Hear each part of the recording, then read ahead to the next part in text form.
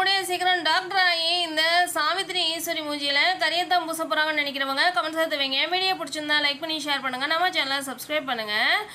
ஈஸ்வரியும் சாவித்திரியும் நம்ம தமிழ் கர்ப்பமாக இருக்கிறதுக்கே காதலே கலந்துத்திரியும் புகஞ்சலாக நிற்கிறாங்க.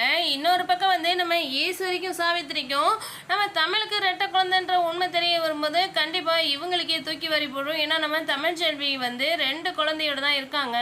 குழந்தை பிறக்கும் போது தான் நம்ம பாட்டி வந்து இதை வெளியிடணுன்ற மாதிரி வந்து நம்ம அவங்க ஒரு பக்கம் ஆசைப்படுறாங்க. இதுக்கு வசந்தியும் உறுதுணை போகிறாங்க.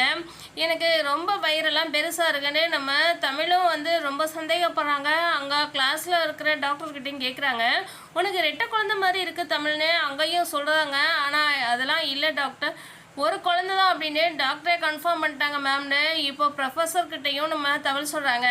ஆனால் நம்ம தமிழுக்கு கன்ஃபார்மாக வந்து இப்போ தெரிய வரப்போகுது. ஒரு பக்கம் நம்ம சேது வந்து இப்போ கொஞ்சம் கொஞ்சமாக அக்கறை வச்சவர் முழுசாகவே நம்ம தமிழ் மேலே அக்கறை வர ஆரம்பிச்சிட்டாரு. கூடிய சீக்கிரம் தமிழும் சேது ஒன்று சேர்ந்தா நல்லாயிருக்கும்னு நினைக்கிறோம். லைக்